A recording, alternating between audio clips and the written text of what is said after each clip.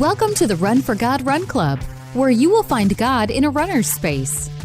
Welcome to the Run for God Run Club. This is your one stop each week to be motivated and inspired to get off the couch and onto the running trail, where you can in turn inspire others to do the same.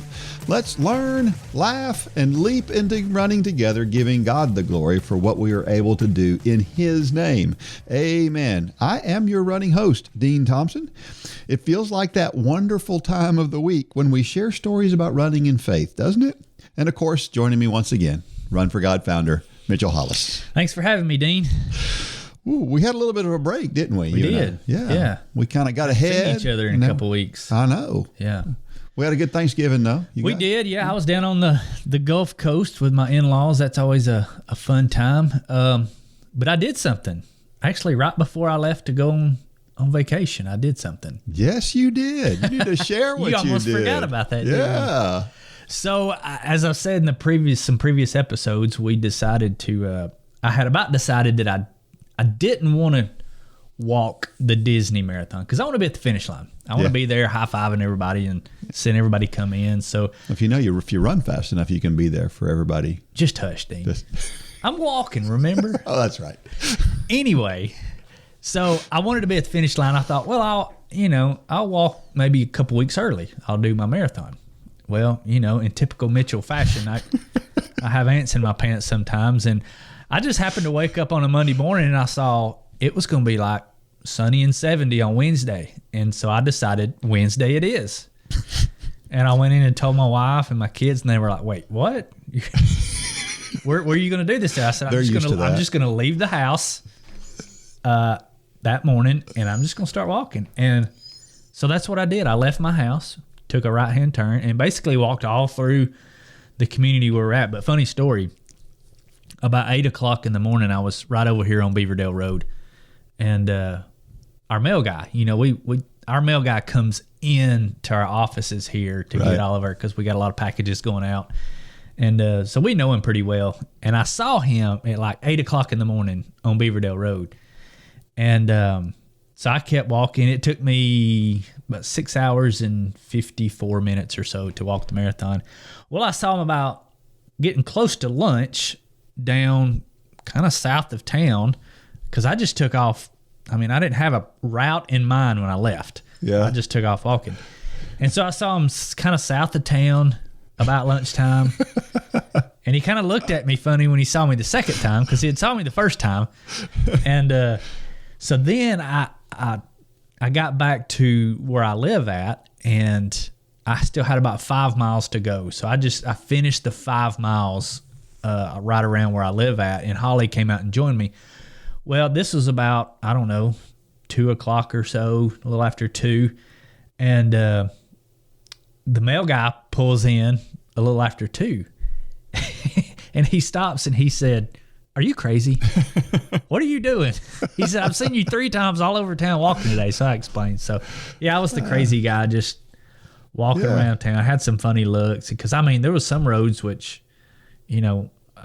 I won't even hardly run on because they're kind of crazy people driving on them. Yeah. Beaverdale Road being one of them. Yeah. Beaverdale Road. For sure. But yeah, it was a lot of fun. It was the training worked. Absolutely, the training worked. Yeah. And so I'm excited about going into next year and doing it again with all of our walkers. But it did do one thing, and we've talked about this. Mm-hmm. It absolutely tore my feet up. Yeah. And I've got to figure that out. I've been struggling with it for a little while. Ever since after the half marathon we did, the longer, faster efforts especially really tore my feet up. And I don't know, that's something I am going to have to get figured out by next November is why that's happening. Because it didn't happen until we started getting into the longer, faster efforts. And we've talked about that's probably rougher on your shoes and your feet than running. And we're probably going to have some folks out there that have similar issues, and we're going to try to solve that one ahead of time so that we have answers for folks when they have those issues, right? Yeah, the next day, my legs were fine. Yeah. But I was hobbling around like a 90-year-old man. because I had some pretty good blisters. Yes, you did. One of them being a blood blister right on the ball of my foot, and it was about 50% bigger than probably a silver dollar.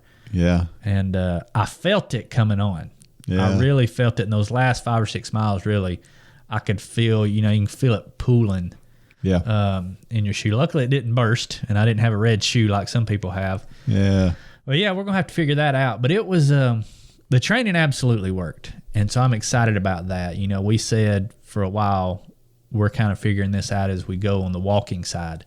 And so if you're out there listening and you're walking with us next year, which we've got a bunch of walkers. Yes, I don't know if do. you've been watching the Facebook group. Oh, I've gotten emails from A them. lot of people are walking, and they're asking when's it coming, and it's coming. Be patient with us.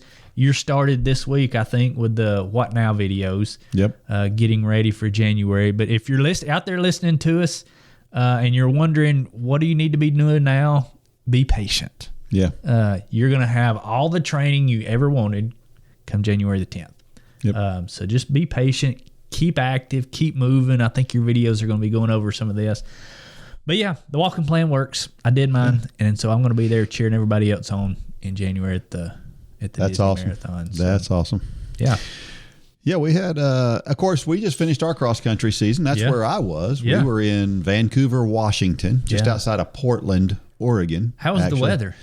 It wasn't bad. It rained a little bit, but we had a good time. It was a great trip. The ladies just had a fantastic time. One of our ladies had won some money, and of course, as an amateur, she can't accept that money.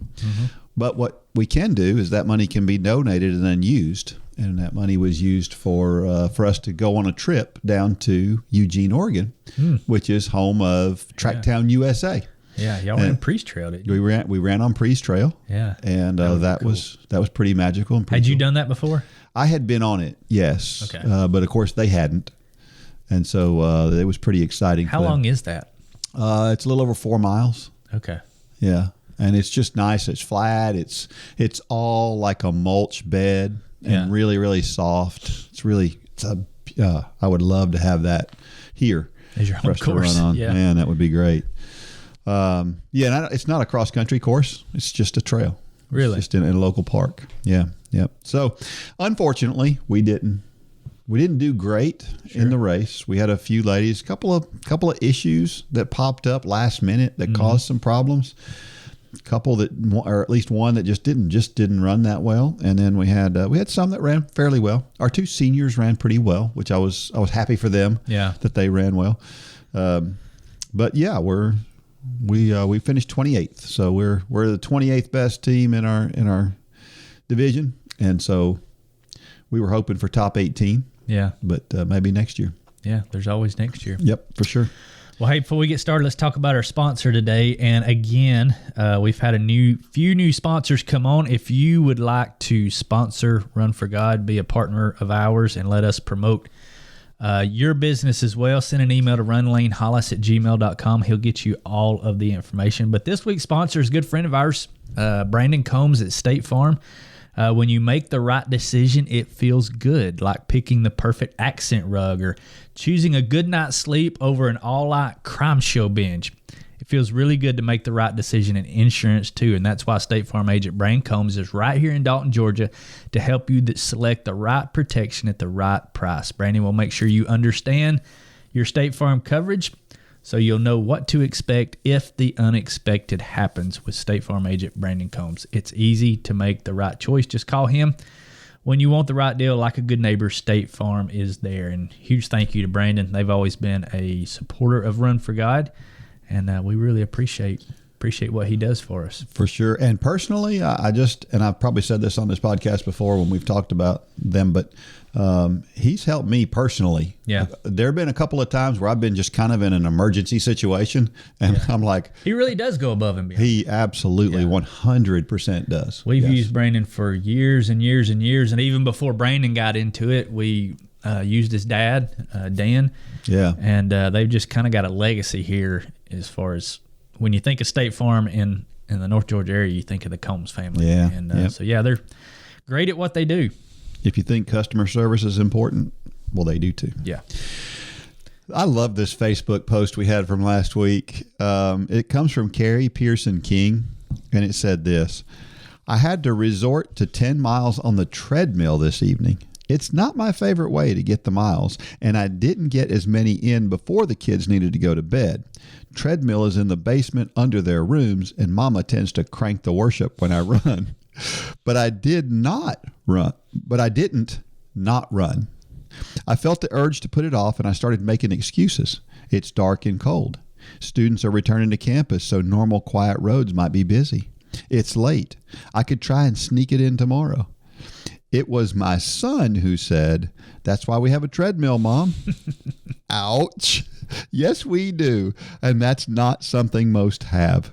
Thank you, Milo, for being the push I needed. And thank you, Lord, for meeting me on that treadmill. God is good. Nothing like getting your chops busted by your kids. That's true.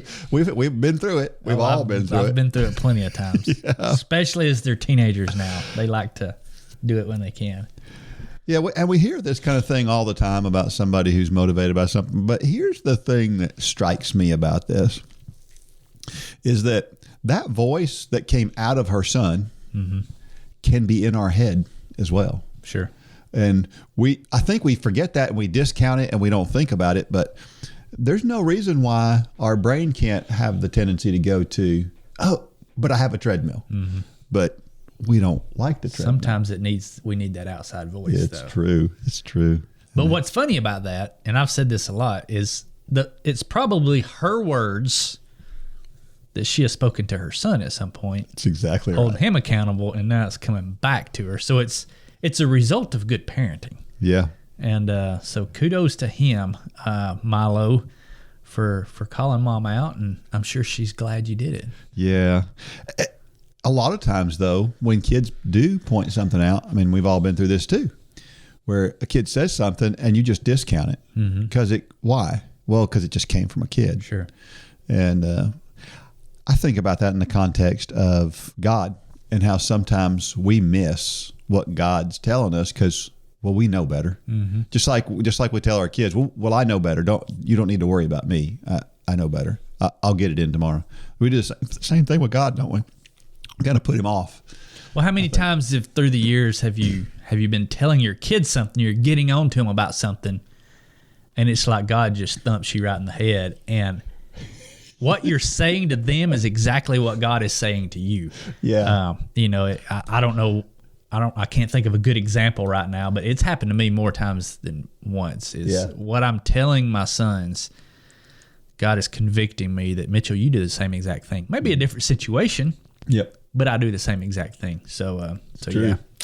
So kudos to Milo for saying it, Yeah. and kudos to Carrie for recognizing it in the right way as well. So because that could have went bad. You know, sure. Mom had a bad day, and I've been in that position before. You're like, don't you talk to me that way, and then 10 minutes later, God's just thumping you in the head, and it's apology time to little Johnny.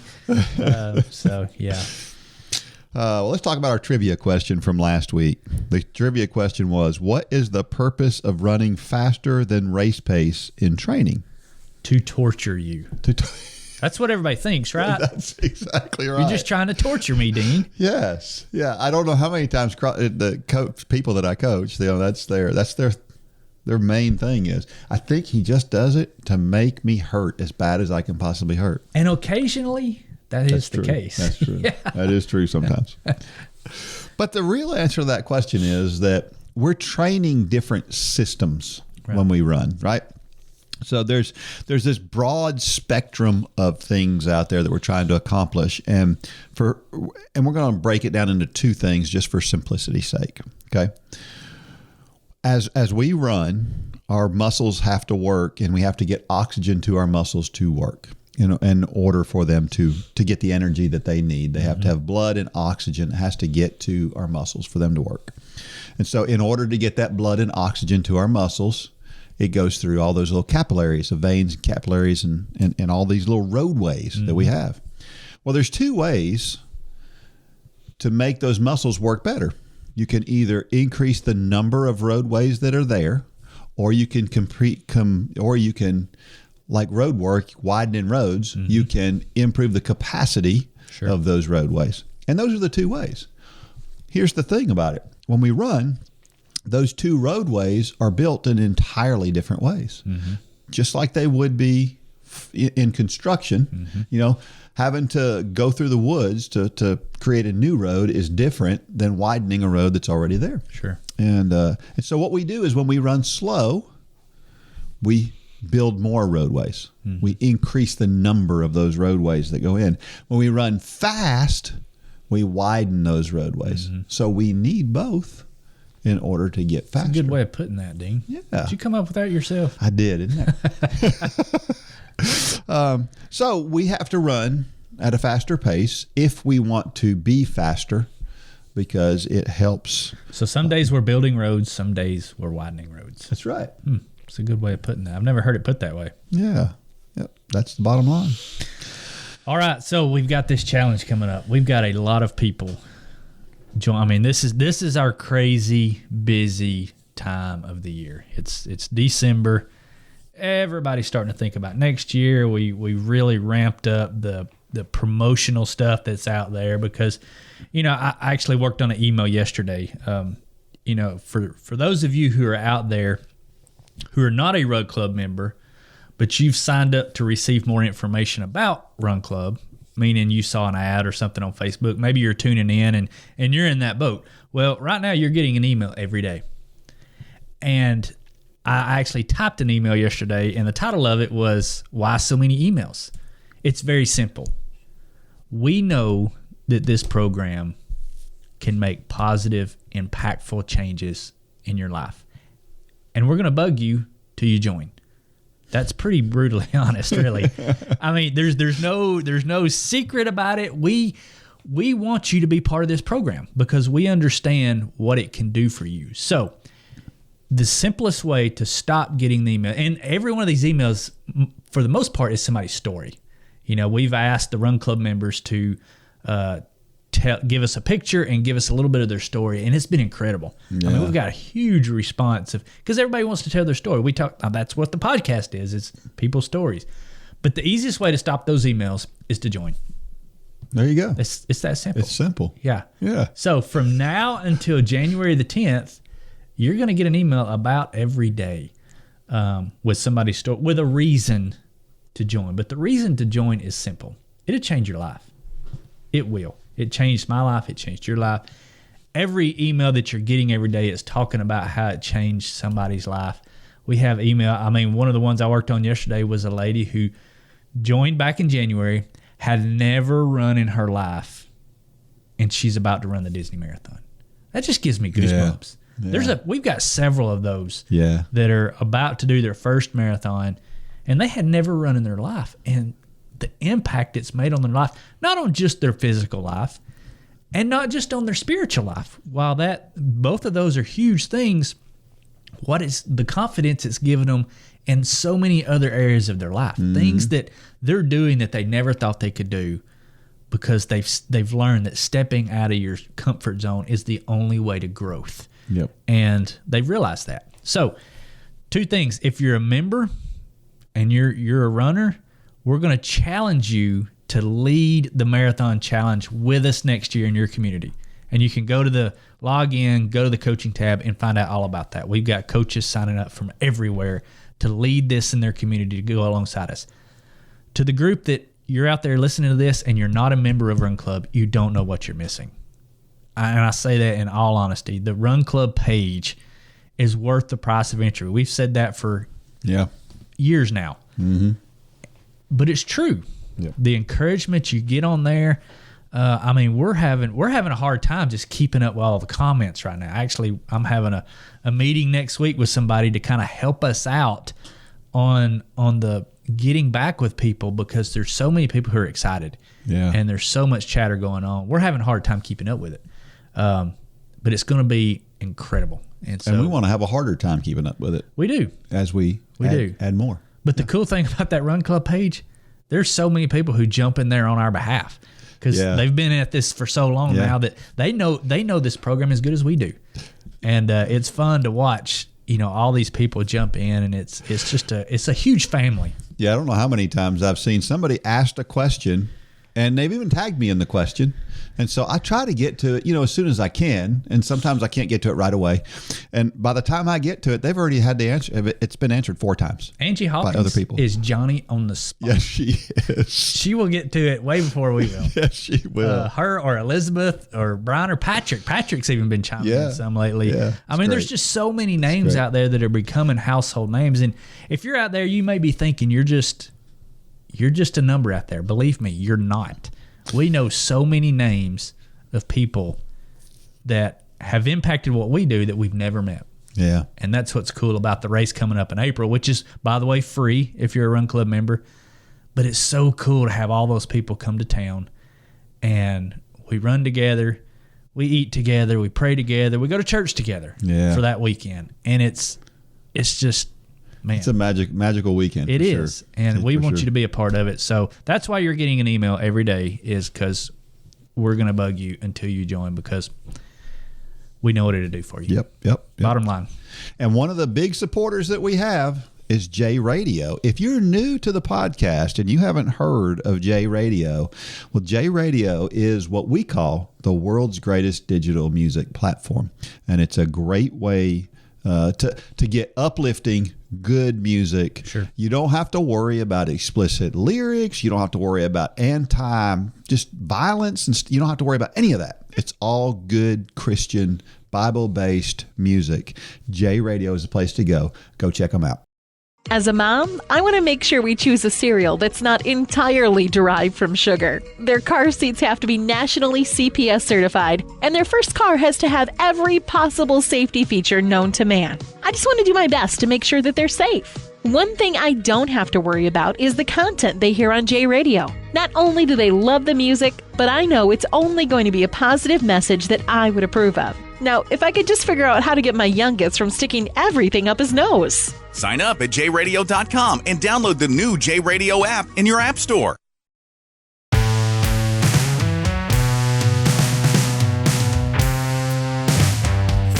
All right, we're back. And don't forget that you can send questions to me at dean@runforgod.com. If you have questions about anything running related that I can help you with, maybe I can help you with that. A lot of people send injury related stuff. Sometimes I can help with that. I'm more often going to say, if it's really serious, you need to go to a doctor. Now, if you're looking for ways to it's something that you can run through and that kind of thing, then maybe I can help you figure out how to get it better. And don't forget about Thursday Night Live. Yeah. That is a time where Dean is on live, and it's a fun time. And he has somewhat of a structure, but for the majority of the session on Thursday nights, it's all about you. Yep. He wants your questions, and we talk about them right then, and we have input from other people, because honestly, that's where the magic is. I mean, Dean's got some great input, but all of these other members, when they interject their input as well, I mean, that's because there's a lot of issues when it comes to running and things like that. There are different points of view. Yeah. And we love to hear all those different points of view. So be sure it's 9:00 Eastern every Thursday night on the Run for God Run Club Facebook group. Dean's on there live to talk to you, take your questions, and usually have a topic that you're kind of going over for that week. Yeah, and the great thing about asking a question in a group is that there's somebody else that probably has that same question. Exactly. So not only are you getting an answer, but there's other people. It may be something you've never experienced. That's true. But chances are there's somebody on there that has experienced it. So, be sure to tune in there. Yep. All right, we're going to share somebody's story here. This is a Run Club member who we're going to share their story, and we want to hear your story. We can hear it live too, perhaps. If you're going to be in this area, and we're in the North Georgia mountains, we would love to have you right here in this studio. Sure. Talking to you about your story. So if you'd like to do that, then reach out to me, and we'll see if we can make that work. So there you go. So, hey, I was looking at we also have, this is a podcast, and most of you listen to this on a podcast, and that's great. That's fantastic. And we're not saying you should do anything different, but we do have a YouTube video of this podcast and several other things. And so I was kind of looking through our YouTube analytics, Sure. So which episode do you think has been watched? Actually, I told you something wrong when I told you this the other day. Which episode do you think has been watched? I think it's the third most watched episode that we've done. It's the most watched episode we've done in the last few months. Which one do you think it is? I don't know. An open letter to walkers. It doesn't surprise me. That's how many walkers, how many folks are interested that are walkers. That's our number one by far. It's not even close. Right. Now, there's a couple of episodes that we did back probably pandemic time. Sure. A couple of like the one with Spider and the nutrition thing was a little bit bigger. But for the most part, this one is just exploded compared with our other ones. Yeah. People are interested in walking. I think there's, we talk about God's timing.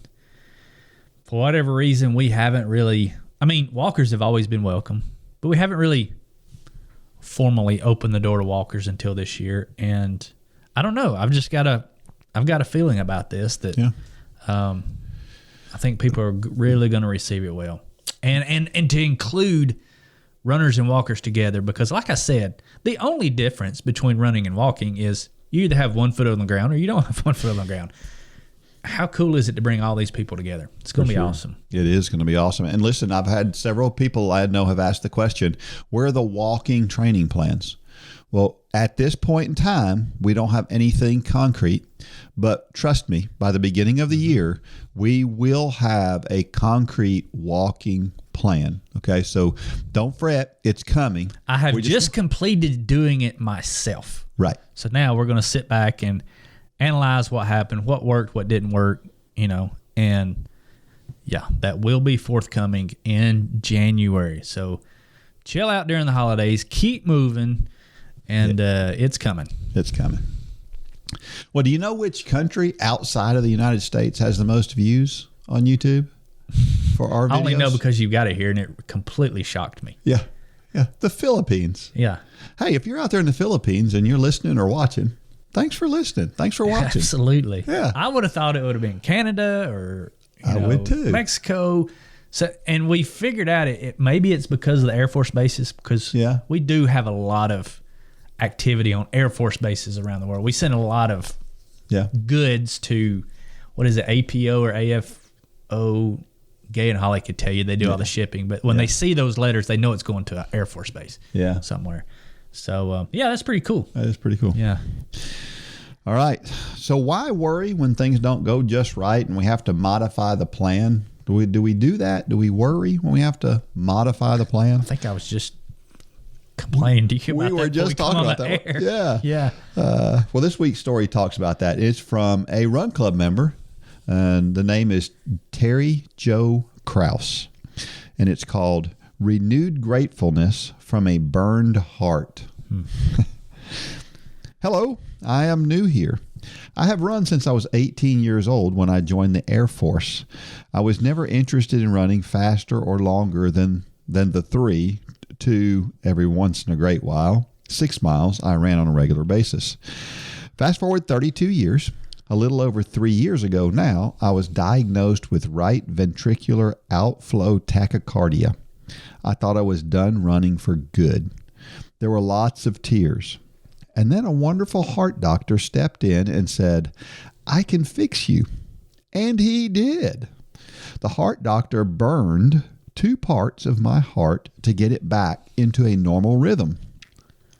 29 days later, after my heart procedure, I placed 3rd in a 10K in my age group for a fundraiser raised for a local homeless shelter. Through this health challenge, I became so grateful for every single run God has allowed since, even my hard runs. You see, my first and only half marathon was when I was 24 years old. This past April 2021, I ran my second half marathon at the age of 50. I would like to run a marathon this year, which is, he's saying, 2022. Mm-hmm. I found the Run for God podcast, and I'm so excited to continue growing my relationship with Jesus as it relates to the gratefulness I feel with still being able to run. That's a great story, Terry. And Dean, I'm amazed at how many people just like this are joining Run Club right now. Yeah. I don't know how many posts I've seen that says, hey, my name is whatever. I'm new here. Yeah. I've never ran in my life. But a bucket list of mine has always been a marathon. Yeah. And you see all the welcomes to the club and all that. But it's just cool to see people stepping out of their comfort zone like this and doing something for the first time. And yeah, it's pretty awesome. Well, in a deeper way, looking at this story in particular, you see that sometimes we don't realize what we're missing until we can't have it. Sure. And that's kind of the way this works, right? How many times does somebody have congestive heart failure and go, "Oh, I better quit smoking," right? Because something tragic happens and we realize, wait a minute, I've got another opportunity to do my life a little bit different. And so I do. And that's kind of what this is going on here. It's like, I went through this terrible thing, and now I'm so grateful because I realize what happens when things get taken away from you. It puts things in focus. It does. I mean, I think we've all been through things that either we say, I'm going to do things different, or we say never again. Yeah. I've been through a few of those never again moments where like, not doing that again. Yeah. Learn my lesson there. And those hurt, but in the long term, they're great for us. They are. Yeah. I think about China, and of course in other places, but not just China, but how Christians have to hide what they're doing. Sure. Because they can't be open about their Christianity. And when you talk to those people and when you see what those people do, you realize they're so much more focused on Jesus than we are here. And I mean that in a general way. I'm not talking about anybody specifically, and I'm not talking down to anybody. Sure. I'm just saying what happens is for those folks, it has to be that important to them. And we don't realize sometimes, I think, what we have in the freedoms that we have to worship the way that we do. Yeah. I mean, last night we went and watched the Chosen Christmas special. It's out in theaters. Have you started watching The Chosen yet? I have, but I didn't know there was a Christmas special. Well, it came out last night. You need to go watch it. But it draws the parallels. It's part of it, and I'm not going to give anything away, but part of it is set as Mary Magdalene and Mary after Jesus has gone back to heaven and the disciples have started their ministry. And then part of it is Mary and Joseph in the scene of Jesus's birth. So it's kind of drawing two parallel scenes back and forth. But it really hit me last night. That's what I think I like about The Chosen is they really focus on trying to make everything as realistic as possible. Even the birth of Jesus scene last night. And I'm not going to tell anything other than that. You just need to watch it. I feel like it was so realistic. But Mary Magdalene coming to Mary, after everybody had gone out into their ministries, and she was in tears, and she said, I feel like things are closing in. I feel like everybody wants us dead. And it really, the gravity of what they went through back then, and even in modern day places like, maybe not China, but some places where they want you dead if you're a Christian. And the gravity of that statement last night, we just don't have to deal with that here. Yeah. And, not that I want to deal with that, but I want that to be fresh in my mind, that there are people that are not here that are their faith could cost them everything.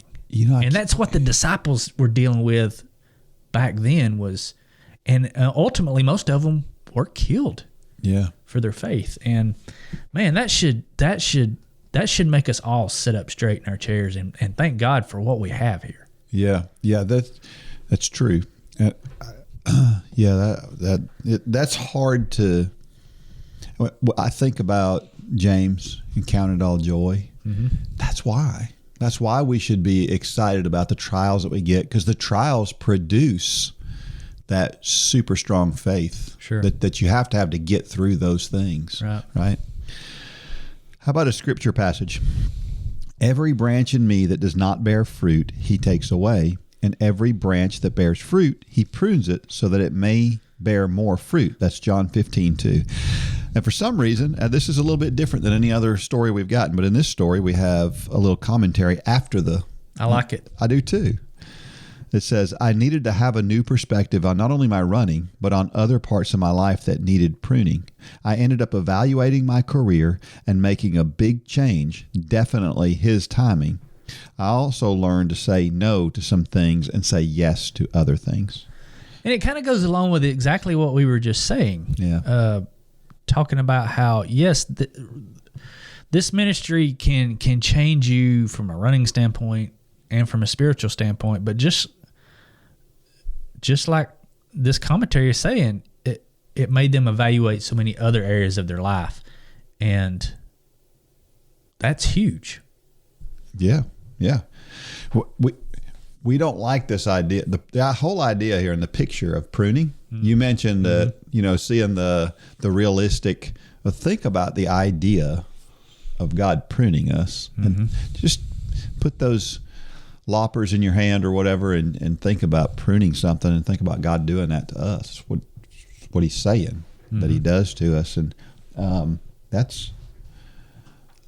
While that hurts, we also know, Debbie she's a plant enthusiast, and she knows when you prune the right branches, and you can prune the wrong ones. You prune the right branches, and the plant grows back fuller and stronger and healthier, and that's what God is doing. He's an expert at pruning us. Yeah, but the thing about it is the plant or the tree doesn't know it has that ugly branch. And so many times that's us. We can't see our ugly things in our life that need to be got rid of, but God can. And many times other people can. And yeah, I mean, that's why it's so important to allow this process, because yeah, I mean, it's for our good, and we need to allow the process, and we need to be happy with the process, because while it may hurt, we've got to trust that it's going to make us stronger, better, faster, whatever. It's all for good. Yeah. And in this case, talking about how many times do we see somebody, they go through this big life-changing thing here, and it's mentioned that they realize they need to say yes to some things and no to some other things. The idea of pruning some things out of their life and adding some things into their life, I think is something that's instructive in this case. And I think there's a lot of reasons for that. We get in these pressure situations. And again, it goes back to this count it all joy thing. It goes back to being glad for the trials, for being glad for the pruning that has to go on, because it not only does the pruning help in that area where it's pruned, but it helps the whole plant, not just that one little spot. It makes the whole plant healthier. And so we start to, when we're pruned in one area, we start to shore up some other areas in our life and make those better too. Yeah. Good analogy. Another scripture passage, I will give thanks to you, for I am fearfully and wonderfully made. Wonderful are your works, and my soul knows it very well. That's Psalm 139:14. And the follow-up is, God knows my heart. He knows every beat, every missed beat, and every abnormal beat. Nothing surprises him. I am thankful for every heartbeat he has allowed. I have learned to rest in his care and in his plan for my health, always trying to do my part. This is where that whole brevity of life becomes apparent. When we go through something that could be life-changing. When my mother went through congestive heart failure, she changed. She changed a lot immediately following that. She didn't realize how bad her life had become prior to that. But these plans that God has for us are big, good, positive plans. And sometimes we got to have these situations. We got to have our heart burned in order for us to recognize how big a deal the things are that we have in our life. Yeah, and I think sometimes it's many times it's not the situation that gets our attention. Yeah. It's somebody sitting you down and explaining to you the situation that will get your attention. Well, a guy that does a lot of backhoe work for us just a couple weeks ago had a heart attack.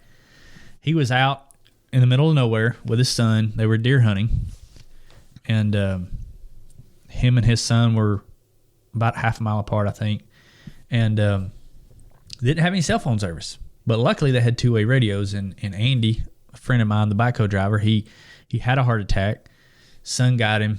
They took him to the local hospital. They airlifted him to another hospital, and they did all kind of stuff to him. I don't really know what all they did to him, and he was in recovery. And the doctor came in, and Andy said, "When am I going to be able to get back to the hunting camp?" Sounds like something I'd probably say. And because Andy wasn't thinking, he was just thinking it's just a heart attack. And Andy told me this day before yesterday. He said it wasn't until the doctor said, "You don't understand. Number one, your hunting for this year is over. But number two, we almost lost you." He said, people don't take a helicopter ride for something that's not serious. We almost lost you. And he said it wasn't until the doctor really just put it to him like that it really made him set back. And I think it's changed him. Yeah. I see a change in his demeanor already. Yeah. And I think that many times it's good. But my point is, a lot of times it's not the situation. It's somebody speaking into our life after that. Yeah. That, can really ring our bell. Because we're just trying to blow past it. Yeah. We're just trying to not even acknowledge it and just move on. When am I going to get back to the hunting camp? That thing got in my way. Right. And so I'm just going to keep going where I was going. Yeah. And that's a good point. Yeah. Yeah. What drives me crazy is to see people who are so invested in being, and I hate to say it this way, but I'm going to say it this way anyway, in being lazy. Mm-hmm. That their goal in life is to have a job where they have to do the least possible. Sure. Their goal in life is to lay on a beach somewhere. And I'm not saying those are bad things. I'm not denigrating anybody and whatever they think. But for a lot of people, the object really is just to do as little as possible. Mm-hmm. And I think that's so sad. Mm-hmm. I was talking with a friend of mine the other day, and he said, we were talking about sleep and how much sleep we get. And he said, once the sun comes up, he said, I just feel like I have to get going. Yeah, it's once the sun is up, you got to get up and go and move and do. And I was like, yeah, that's the way we should all be. And we should be looking for things to do. And God, in this verse, we're fearfully and wonderfully made. He's got a plan for our lives, and he's got something for us to do. Yeah. And there's two sides to that coin though. I talk about, there are times we need to find time to do nothing because, there's a whole another sector of the population out there that they think that to be productive, to be a good human being, you need to be going all the time, and they never slow down. And it takes something like my friend Andy, a heart attack, to slow them down. And to understand, so there's two sides to that coin. Yeah, you got to understand how precious life is. Sure. And that it's important in life to do and get stuff done, but it's also important in life to enjoy life. Right. Yeah. Yeah. That's a good way to put it. Here's another passage. Knowing that the testing of your faith produces endurance. James 1:3. Isn't that weird how that just popped up right after we were talking about it? And this is the follow-up. Through my health issues, I learned I can build endurance with long physical runs. At the same time, I can build faith endurance in my spiritual runs. As far as spiritual, I'm in it for the ultra. Even when I'm really sore from the fatigue life hands out. In the physical aspect, marathon will be a wonderful goal. It seems like we get tested at the strangest times. I just talked about a little while ago how this time of the year for us, it's crazy around here. And I think there's a lot of testing for me goes on this time of year. Just with schedule and just the busyness of life. It's a stressful time of the year sometimes, but I think one thing that really helps me is you almost got to look at it as a workout. You got to look at it that this is a test. This is God working in my life. And sometimes I don't respond how I need to. And if I'm constantly understanding that this is a test, this is God allowing me to go through things to be able to prune me and make me better, then it really helps in seasons of life that are stressful and where you feel like you're being pressured and pushed, and because Scripture says that it's during those times where we come out the other side. If we allow God to work in our life, we come out the other side better. But I mean, the whole definition of a test is there's one of two ways you can go, and sometimes we slip off the wrong way, and thank God that there's grace there. And but what you don't want to do is slip off the wrong side and wallow there. Yeah. It's so easy to say I messed up. That's where the devil's in that pit where you slip off, and he'll say you've messed up. No sense in trying to go back. Just stay right here. And that's not where God's at. Yeah. God is reaching down into that pit with his hand saying, "Here, climb back up here. Let's do this again." Yeah. But the devil, sometimes the world, wants us to stay down there in that pit. And that's especially true as you get close to, holidays and things like that. And just know that God's hand is there. He's there. And if you fail that test, he's got a hand to lift you right back up. Yeah, and I think about it in the context of how we're talking about endurance, and we have all of these things, and sometimes it's not the thing that gets us, it's the one thing after another that gets us. And life it's an endurance event. It's the same as training for a marathon. Training for a marathon's hard because I got to put aside several hours for long runs. It takes time, and it's hard, and it hurts, and it's the same thing in life. And the problem with today's world is delayed gratification. Not a popular term these days, because we want Amazon, where we can click on a button and order something that's at our doorstep in 2 days. Sure. And that's the way we're just wired these days, that we want everything that way. It used to be that taking a picture of something was a big deal. You had to go get a camera and go get it. Today we have a camera in our pocket at all times. But everything is so easy today. But a relationship with Christ is not always easy. Right. It's a process. Yeah. Yeah. I was speaking to Lane here a while back about this very issue, or this very topic, how, a lot of things we do in our life, young people today, they want to do exactly what a 50-year-old adult is doing right now, and they want to do it the same way. And but what I know now that I didn't know when I was my kid's age is that it is a process. The reason, and we were talking about efficiency of work, and because that's something with every young person. You try to get them to be efficient at things. They're not really efficient at a lot of things. But that didn't happen overnight with me. It's a process through years and years and years and years of doing it wrong. There is nothing wrong with making mistakes. Yeah. So long as you learn from those mistakes. We've always said there's no such thing as a bad workout. Yeah. So long as you learn something from it. And it's the same way with our walk with Christ. So many times we think, well, I want to be just like Billy Graham. Billy Graham had a lot of failures through the 60, 70 years of his ministry. And he would tell you that. And that is part of the pruning process. Yeah. If you have a rose growing and you just go clip it off at the base, guess what? You killed your rose. Yeah. But it's those little clips all along the way. It's those little setbacks, those little disappointments, those little mess ups all along the way that make you into the next Billy Graham or the Paul, or all these figures that we can think of, these giants of the faith. Go back and read their life, their life story. It isn't they turned 21 and they became Billy Graham as we know him, or Paul as we know him.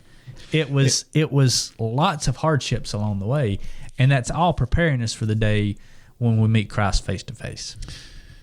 I look at it like it's a development of a relationship, and that's what it is. Sure. With us and with God is we're trying to develop a relationship. It's a lot like, my wife and I, our relationship is so much deeper today than it was the day we got married. Right. Well, why is that?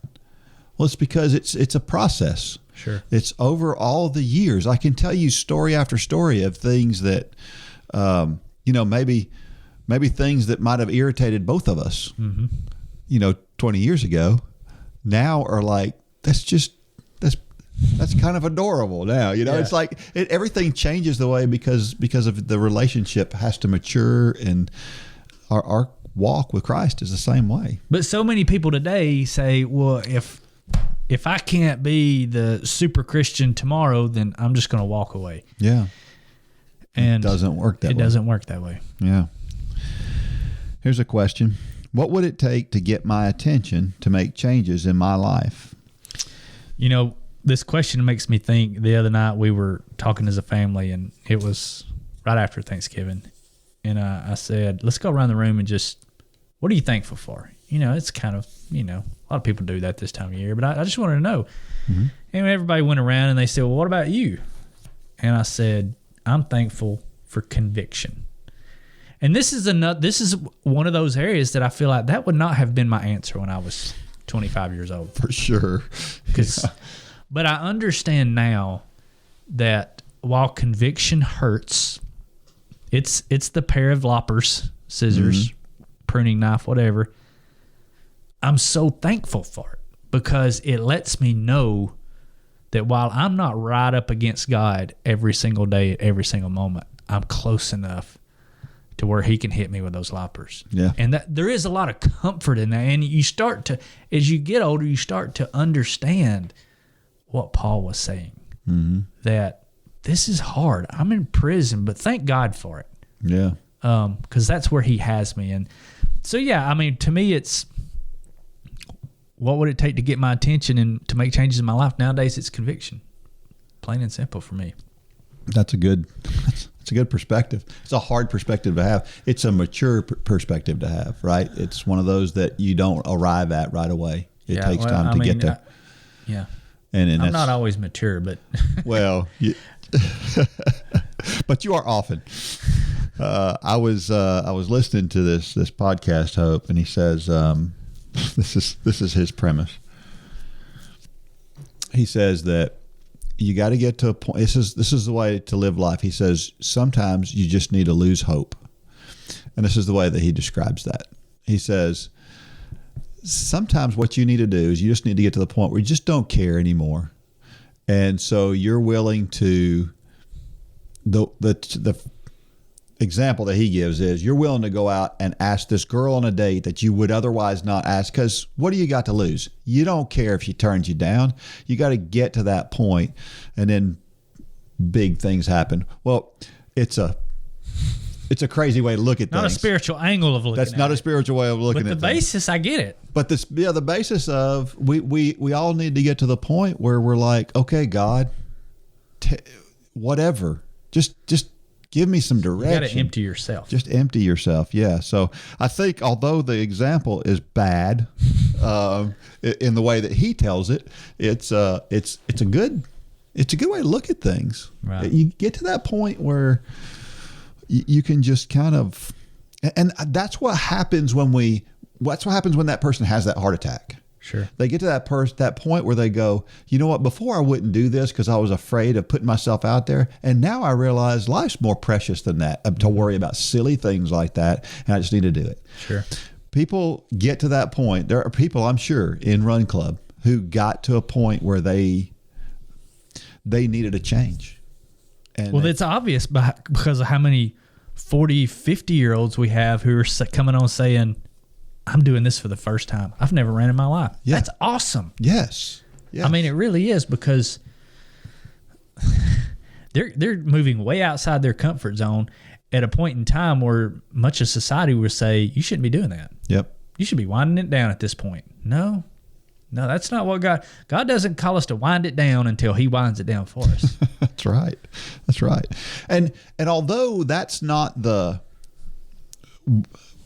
what would it take to get my attention? It was not a big, huge thing like a heart attack or something like that, or cancer or whatever. In this case, for a lot of these people, if you're out there and you did have one of those life-changing events that drove you to an area where you feel like you need to be healthier, well, then we're glad you're here. Mm-hmm. But man, if you're one of those who just realized, I just need to be healthier, congratulations. Sure. Because you're in the minority. Yeah. That's a tough thing to realize. Another question. Are we really letting God write the plan for us? There's a lot of meddling going on right here. It sure is. We all want to say yes, right? But we always seem to hold back at least a little bit. We always have a contingency plan. We always have, when we're saying we want to do what God wants us to do, but what happens if that doesn't work out? The other day I was in a meeting and something that was brought up. It was going to cost money. Mm-hmm. And everybody in this group is convinced that God is in everything that we're doing. But we're not going to spend that money because, well, what if it doesn't go the way we want it to go? Mm-hmm. Right? And there's nothing wrong with that. Mm-hmm. It's not the right or the wrong answer, but from a spiritual standpoint, is that faith? Is that not faith? I think that's where we all struggle with this question of letting God write the plan for us is, at what point do we go, okay, I'm being smart, and I'm using the brain God gave me, and I'm not having enough faith to put myself out there and do this thing, right? Mm. Does that make any sense? Do you struggle with that? Yeah. I'm sitting here trying to think if it was one of our meetings. But yeah, I mean, true boldness is putting your faith into something when the only thing you have to fall back on is what you claim to put your faith in. Yep. That's what the question is here. Yeah. Are you truly, you feel like God's giving you this direction? Are you truly putting all your chips there? Yeah. To where true boldness is doing things that will fail if God doesn't show up. That's tricky. I'll be honest. I mean, there's times in this ministry where we feel like God is really pushing us some way, and at what point do you start thinking, okay, I've got to be prudent here? That's tough. It is. It really is tough. It is. I don't have, man, I wish I had a deep answer right here, and I don't. Well, so I think sometimes God does that on purpose. I think sometimes is he wants to see how faithful we are, mm-hmm. and then he wants us to go through some tough time. Well, we have been through those times. I mean, I can look back. Yeah. I mean, people know. I mean, we've been very transparent with everybody who follows Run for God. I mean, we've been in some times where we thought this is it. COVID being one of them. You know, the November before COVID was another one. You know, we just things. And this ministry have changed so much, and it, evolved, and, and sometimes we haven't been able to keep up, and we think, God, are you closing the doors? And he hasn't. No. He's, that funding has come in, or that thing has happened, and many times it's been right at the point where we think, because honestly, we've had these meetings. Right. We've had these meetings we're talking about, is this it? I will never forget. I think it was our May 2020 meeting, May or June, when everything was just completely locking down. Mm-hmm. And for a ministry that at the time relied solely on groups in churches. Yeah. And there were no groups in churches at that point. There were zero. Yep. I mean, we literally went to zero classes, and we thought, this is it. Yeah. But we're still here yapping on these microphones. So yeah, I mean, God will test our faith extremely sometimes. And, I don't think God calls us to blindly go out and do things. For sure. Which that's where it gets tricky sometimes. But he will bring us to the point where we feel like we're about to break. Yeah. And because just like in a workout, when you run to the point that you feel like you're about to break and you don't, guess what it does for the next workout or the next race? Yep. It makes that point of breaking it makes the point where you felt like you were breaking the week before. When you get to that point next week, you're like, what was I worried about? Yep. It's the same exact way with our walk with Christ. Exactly. Yep. Last question. What seemingly small things do we take for granted that God may be trying to get our attention on? I think it's different for everybody. Yeah. I mean, this is very individual. For me, it's time. I mean, I'm not the one that likes to focus on sleep. Even though I do like my sleep, I struggle with the other side. I struggle with having my laptop sitting on my lap at 10 o'clock at night. Yeah. And I struggle with that side of it. Yeah. And, time with our family, we do take for granted many times. Yeah. I'll raise my hand first. Yeah.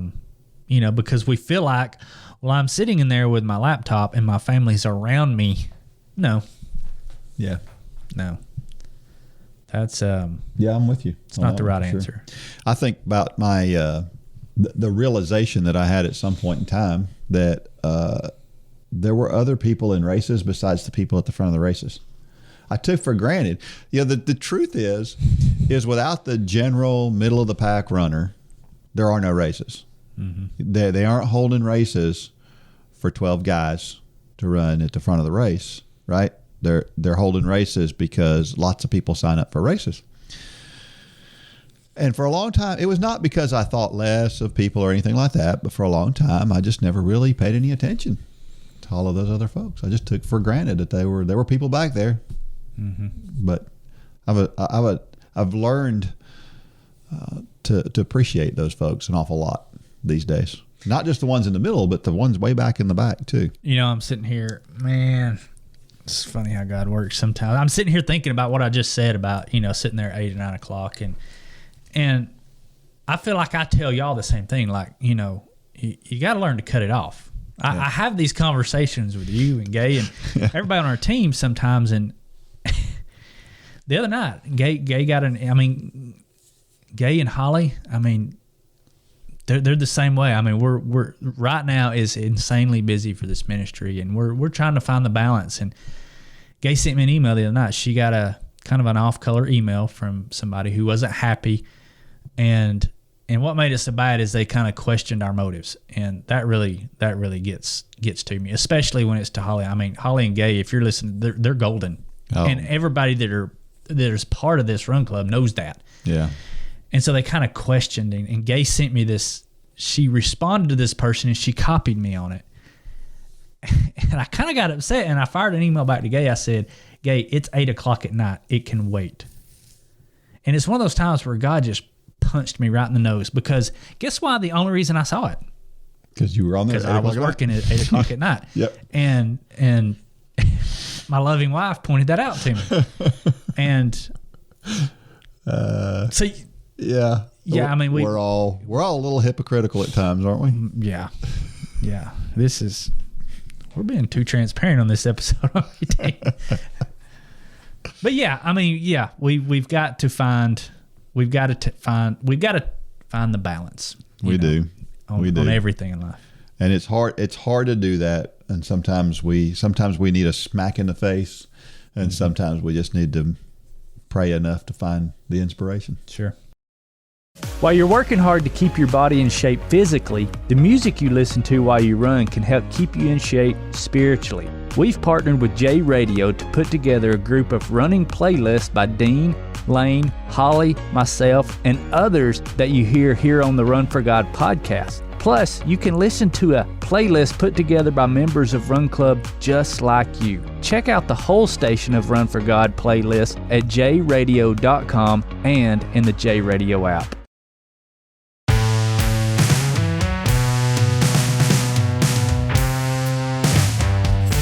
All right, so we're back, and this crazy thing happened to me just last week. So I'm out running. It's dusk. It's the sun is setting. It's getting dark. It's not dark yet, but it's you know how it is at that point. And so, of course, when I'm running I do most of my running on the roads. And as I'm running, I see this truck coming towards me. And I always watch the vehicles that are headed towards me in my lane because, Make eye contact. Yeah, make eye contact or just at least watch the vehicle. And so I'm watching the vehicle. And it's a white truck, and it's coming toward me. And he's obviously not seeing me, or he's got other motivation. And he never moves over. And there's almost no space on the side of the road. Well, I have this thing that I do when people do that. I used to be a lot worse. Now I'm a lot better. But now I just want them to realize, if they're being a smart aleck, I want them to realize I noticed. If they didn't notice, if they didn't see me, then I want them to realize you're there, that I'm there. So I just stop on the side of the road and I throw my arms up in the air and I'm like, I'm here. Right. And so I did that. No sarcasm in that at all, I'm sure. Yeah, there's a little bit of sarcasm in it. I have to admit, I'd be dishonest to say otherwise. But, and so this truck stops. You're like, uh-oh. And I'm like, I knew this was going to happen sooner or later. And he starts backing up. And so I'm like, well, I can run the other way or I can confront this. You know how I am. I walk toward the truck. As I walk toward the truck, the window rolls down on the passenger side, and I look in, and it's a good friend of mine. And he's like, Dean, I am so sorry. He said, I was busy thinking about other stuff. He said, I just didn't even see you there. And I was like, I felt so bad because I was thinking this was a smart alecky person because there's people who get on the roads and when they drive, they're, you know them. Yeah. They're like, this is for people to drive on. It's not for people to run on, and you get that and you assume everybody's that way. And of course, this wasn't the case. As a matter of fact, this man who did this had just a couple of years ago had a very, very serious eye surgery. And he literally has a hard time seeing. And so he had every legitimate reason to not see me. Well, that's scary in of itself. It kind of is. But that, what I thought about was after that, I thought, well, maybe that's why he's in a hurry. He's trying to get home before it gets dark. Yeah. Because it probably does get a lot harder on him when it gets dark. And so he turns out he never saw me. And I was thinking the worst. And I shouldn't have. And I felt really convicted and guilty. That could have turned into a bad situation. Yeah. Yeah. Well, I've had them turn to worse. But, we won't talk about those. Yeah. Because in the past, I was a little uglier about things sometimes. I've told you the story about the girl on campus one time when I kind of banged on her trunk as I ran behind her car, and she came down and she got out of her car. She was about 5'1" and looked me up in the eye and said, if you ever do that again. I mean, she's pointing her finger in my face and she's getting really ugly with me. And of course I laughed at her, and that was the worst thing I could have done. So, I've had these things happen. You run on the roads long enough, you're going to have all these situations pop up. Unfortunately. Yep. All Character builders. Yeah. It's a time for Dean's Thoughts. That's a time when I share something that I've written about the intersection between running and faith. And we love extraordinary things. We love those things to go look at. But what about ordinary things? Sometimes they can be just as important. So this one is called The Minor Falls. Our women's cross-country team was in Vancouver, Washington for the NAIA National Championship race. After running the course the day before the race, we had a few hours of free time, so we drove 30 minutes out of town to Multnomah and Waukena Falls. The former is the highest waterfall in the state of Oregon at 630 feet. Both falls are beautiful and worth the trip to see them. But a funny thing happened on the way to a bridge in front of Multnomah Falls. As we made the short hike up to the bridge, we passed another falls on our right. If we had seen it on any other hike, we would have stopped and marveled at its beauty. But we were headed to the highest falls in Oregon. We were on a photo quest. We wanted the best possible shot, and this 250-foot tall waterfall just couldn't compete with the main attraction. I stopped to look, as other people just walked on by, not even noticing the falls on our right. I was walking with two sisters. One is our number one runner who would become a two-time All-American the next day. The other is a fifth-year senior who is graduating at the end of the semester. She has always been a good runner, but has always lived in her sister's running shadow. Not because she doesn't work hard, but because her natural talent is not the same. As we looked at the ordinary falls, I said, I feel bad for this falls. Everybody just walks right past it and don't give it a second thought. The senior sister said, I can identify with that. I thought about this incident as it relates to running. We all want to run our fastest times and win our age groups. We want to wear the latest running gear and run with the latest technology. We're all looking for the flashy thing that gives us the maximum running experience. And we love to travel to great destinations for that maximum running experience. And when it all comes together with the right gear, the latest technology, and the best location, it is awesome. Multnomah Falls was spectacular. But what about that side waterfall that doesn't even have a name? What about the daily run that we don't think about when we experience that maximum running experience? What about the strength work or the long runs? They're important. Without all of the minor work we do as runners, we would never see the big moments. Every run, workout, meal, and night of sleep are important. The truth is that our team would not have earned a trip to Washington without the senior sister. She is important to the team's success, and the same coach who noticed the minor waterfall also notices her and values her. I don't know what value that falls adds to the ecosystem of the area, but it is surely needed or it wouldn't be there. I do know the value of the sister adds to the team, and it's much more than fast running times. She is far more valuable than she knows. Skipping that long run is a lot like walking past the minor falls without noticing that it's there. One missed run won't kill you, just like missing the vision of some water cascading down a mountain won't hurt. But when that happens, we miss the full experience. When you miss that long run, you're missing the full experience, and it will lead to a less rich race day experience too. God tells us that we're all important, and in that way, that senior sister understands her role in God's kingdom. You see, when that younger, faster sister was asked about her most influential person for her bio in the school's athletic program, she said it was her sister. The same senior sister who made the comment about how she sometimes feels like the minor falls. Both of the sisters live their faith daily, being careful to be a reflection of who God wants us to be, and that is why the younger, more talented sister sees so much value in her sibling. God wants us to use our talent for His good. Sometimes that means He gives you the talent to be an All-American runner, but sometimes that means influencing your younger sister in positive ways. Both can honor God, and both are important. All of your runs are important to your running success. We don't think about that while we're running a 6-miler on a Tuesday evening, but maybe we should embrace the ordinary runs a little bit more. Is it okay to make it to the It is okay to make it to the main attraction, but don't forget to enjoy the journey. The minor falls on the way to Multnomah Falls is not as beautiful as the star attraction, but without it, I couldn't have written this story.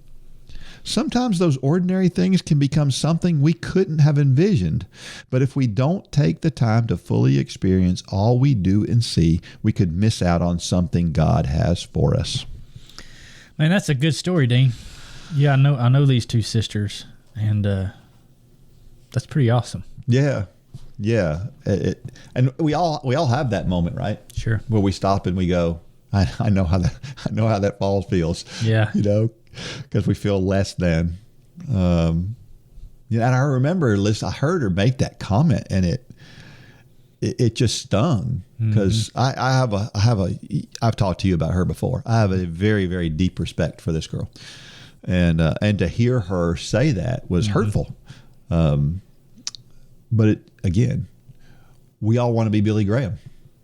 Exactly. But we're not Billy Graham. It's the trap of comparison. Yeah. Yep. We all feel like we're less than in some way. And the truth is that in God's eyes, we're not less than. And it kind of makes you think, is that the reason that all throughout Scripture, he uses the least of things. Yeah. He was born. I mean, I'm fresh off this movie last night. He was born in a common man. I mean, this movie really illustrated probably just how common, how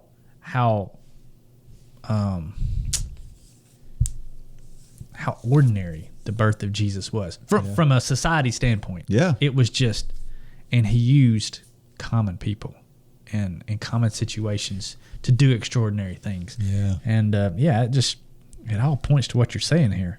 What a great example. You know, I know that for a lot of people out there, you look at me and you would assume, if you don't know me like you do, you know I'm not an extrovert. Mm-hmm. I do not enjoy crowds. Mm-hmm. I don't like being around people. You and I are way different in that arena. I like people. I don't like crowds. Yeah, it's a little bit. Yeah. But anytime that I go somewhere in any kind of a setting where I'm not in control, mm-hmm. I feel what she feels. Sure. In this story, I feel less than, because I'm not a good conversationalist. Mm-hmm. I'm not. And I know that it may sound awkward to people who are listening to this, but I'm just not. Mm-hmm. Now, if we're talking about running, and it's a running situation that I'm in the middle of, you're chatty Cathy. Totally comfortable, and I'm all over it, right? But, hobnobbing's not my wheelhouse. But so are you saying you're calling me a hobnobber? Yeah, you're a hobnobber. I don't even know what that means. You're pretty good at that. I don't know if it's good or bad. That's good. It's good. Hobnobber. Yeah. Where does that come from? I don't know. What is the root of that, Dean? I don't know. Now I'm going to have to look it up. But, hobnob means to get along with people and to kind of go from person and talk to people and that kind of thing. So anyway, God didn't have to look that term up. God didn't give me the strength to be a hobnobber, but he gave me other strengths. And so I again, to the point of this story, I should be focusing on the strengths that God gave me. Sure. While you focus on the strengths that God gave you. Of being a hobnobber. Of being a hobnobber. I got you. So God doesn't want those situations to overwhelm us. I think he does want me those. I think he wants me in those situations. Yeah. Where I'm uncomfortable. So, sure. Yeah. Because we need to be outside that comfort zone for sure. If you've ever participated in any sport, you've probably met a great coach. Great coaches inspire us to do more than we ever thought possible. You can be the leader that helps others achieve things they never thought possible. You have the ability and the opportunity to be that person.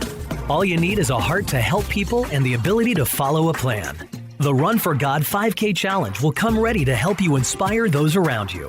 The step-by-step guide will direct you how to plan, pray, and train people both physically and spiritually. You can help them become more fit in their health and in their walk with Christ. Share your passion. Go to runforgod.com to find out how to inspire others to accomplish big things.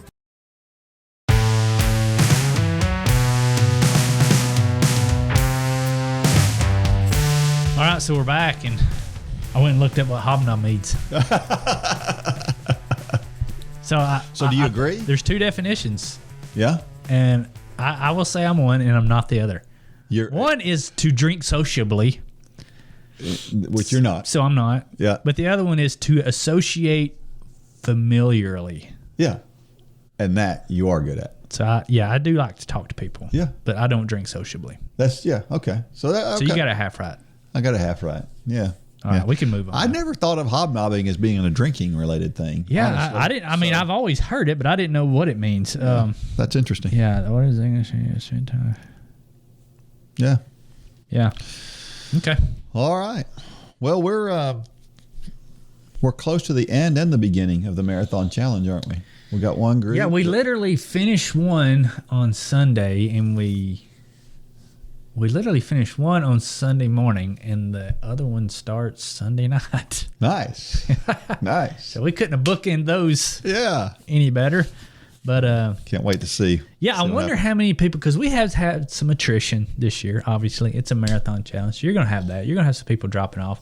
I wonder how many people who might have dropped off this past year are going to give it another try in January. I don't know. I hope it's all of them. I hope they do. Yeah. Because, if you fail, try again. Yep. Abraham Lincoln. Did he say that? Well, Abraham Lincoln failed. You know, he lost a lot of elections before he finally won some. Okay. Famously. And he kept trying. And so if you're out there, that's what we have to do. Bottom line, and you for whatever reason, don't let failure be an excuse to not try again. Amen. Give it another whirl. It'll stick. Yeah. It'll stick. That's right. Well, the NCAA cross country championships were the same time as ours, and did you watch it at all? I know. No, I probably shouldn't even ask that question. I didn't. Well, BYU had both individual champions. I don't know when the last time that happened was, when the same school had both the male and the female champions. But the girl who won, her name's Whitney Orton. She's a 6th year senior. Because of COVID, it just has changed everything. Yeah. But here's what's interesting about Whitney Orton. She won this race. She has had a lot of trouble with injuries through the years. And so what they did, and you and I have talked about this time and time again about training plans. Mm-hmm. What they had to do was they had to change some things for her, make it specific to her. She had a whole different training plan than everybody else because they realized that the normal training plan was getting her hurt. Mm-hmm. And so they kind of looked at doing things a little bit differently, just tweaking them, not much, just a little bit. And it made all the difference. And she's an NCAA champion. Wow. So, yeah. Some good lessons there. Yeah. And on the men's side, Connor Mance. Connor Mance is this little short guy with a cheesy mustache. Did I say that on air? Who is a beast of a man. I mean, I don't know that I've quite seen anybody like him, because by half a mile in, he already looks like he's running as hard as he can. And he just stays in that front group. And everybody else in the front group looks like they're running nice and easy. And Connor Mance looks like he's killing himself. It's kind of like that Prefontaine look. Yeah. And he maybe that's why he's got the mustache. And he just stays there. Have you noticed a lot of cross country runners wear that same mustache? They do. And that's the reason why for a lot of them. Yeah. But anyway, he is one gutty dude. So listen to this. Now, you've never been to this course. I have. The course that they ran the Nationals is in Tallahassee. I'm going to run it next week. I'm going to run it before this. I will have run it just before this podcast comes out. His last 1K split was 2:40, which for a lot of people, they go, I don't know what that means. Well, here's what it means. That's a 4:18 per mile pace, which sounds really fast, right? Mm. The problem is, not the problem, but the most amazing part of it is it's uphill. That was an uphill last 1K, because there's a major hill. They call it, I can't remember what they call it, the wall, I think they call it. There's just this one hill on this course that you have to run. They ran it 4 times. This was his 4th time over that hill, and a guy gets to the top, a Kenyan guy gets to the top and just starts hammering right at the top of the hill, and he just goes with him. Mm. And as soon as that guy, Kyokyo, his name is, as soon as he showed any weakness, he slowed down just the tiniest bit, and all of a sudden, Connor Mance just put the jets on and wound up winning by 5 seconds in the last 200 meters. Wow. That's a blowout. You know, that's just a blowout. Yeah. So anyway, pretty cool. Pretty cool to watch that race, and beat a couple of Kenyans there to the finish line. And yeah, so the NC State women won for the first time ever. They're a very young team, so they're going to be back, I'm sure. I think their first 2 were freshman and sophomore. That's pretty impressive. And then the Northern Arizona men won. I think they've won 6 of the last 7 NCAA champions. Wow, really? Isn't that astounding? Yeah. It's amazing. So, yeah, congratulations to all of those folks. Great job. Well, how about a trivia question for next week? Let's do this one. I think we went over this on a recent podcast or class. I can't remember which one it was. So if you've been paying attention, you're not going to have to Google this one if you've been paying attention. How much glycogen is in your body when it's full? And here's a bonus. I don't know what we're going to do for a bonus, but here's a bonus. If you just like trivia questions and you want to answer the bonus question. You get the satisfaction of it. Yeah. How long will that glycogen that's in your body last with intense exercise. So are you asking for it to be quantified as calories? Yes. Okay. Yes. That's good point. Yep. So how many calories? How many calories of glycogen are in your body at any one time? Yeah. It's a good question. Yeah. I think I know the answer. I think you brought it up. Oh, did I? Well, then I know the answer. And you can send the answer to dean@runforgod.com and be the first one to send me that answer, and you will win a Run Club box. Every week I share a reason why running is so awesome. And this week, this is the reason why running is so awesome. The runner is always in control. There's no equipment. You know, like if you're a cyclist, your bike can break down. Sure. And you're not in control anymore. Now the bike is, right? If you're playing football, soccer, well, you have to have other people to play. You're not in control. You don't need a field.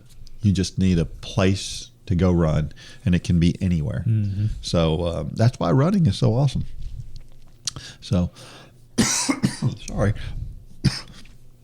Our motivational thought of the week is this: it's not the days in your life, but the life in your days that counts. That's by Brian White.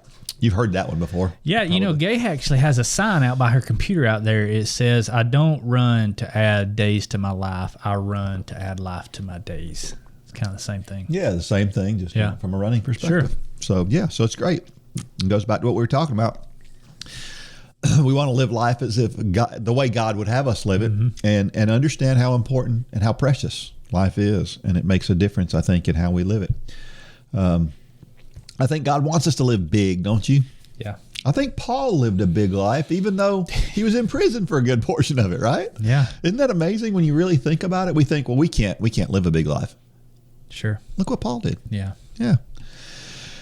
All right. Y'all are doing great. Hey, let's give the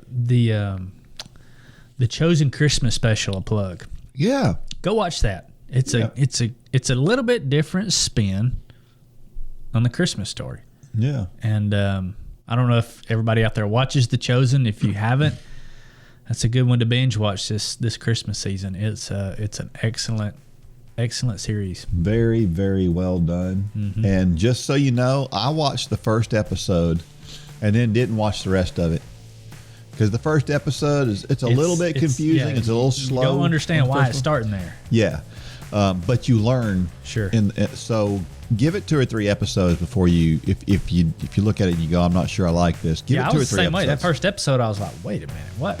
Yeah. This doesn't make any sense while they're starting right here, but it all makes sense in the end. It did, and it's great. And go watch that Christmas movie for sure.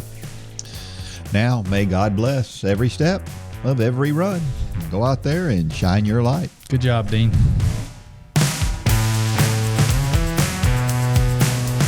For more information about the Run for God ministry, go to runforgod.com. If you have questions about your salvation, click on the Peace with God tab. There's nothing more important. Thanks for joining us today.